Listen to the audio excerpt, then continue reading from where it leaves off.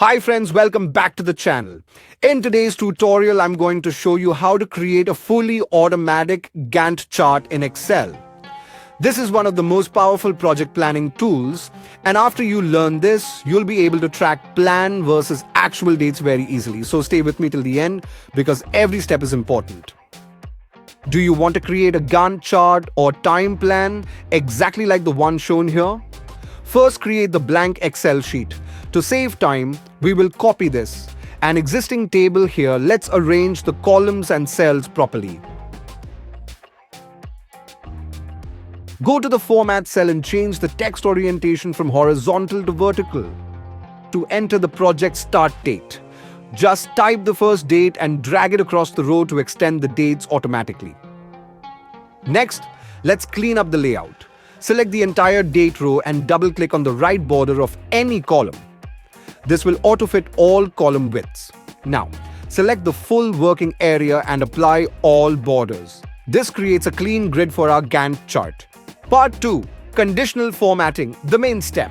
Go to Home, Conditional Formatting, New Rule. Choose.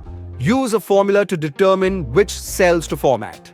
Enter this formula. Match. The cell will become colored. Click Format, select any color.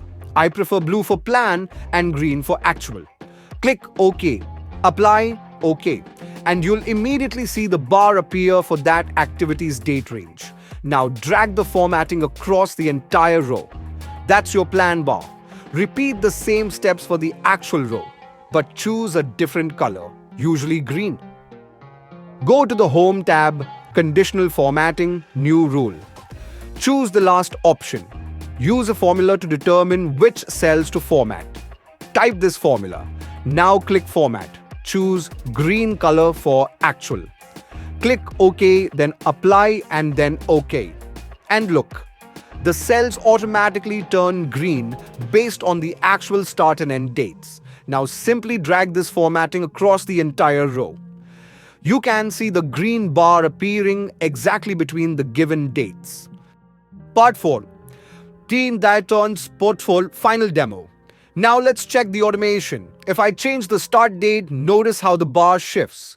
If I change the end date, the bar automatically extends.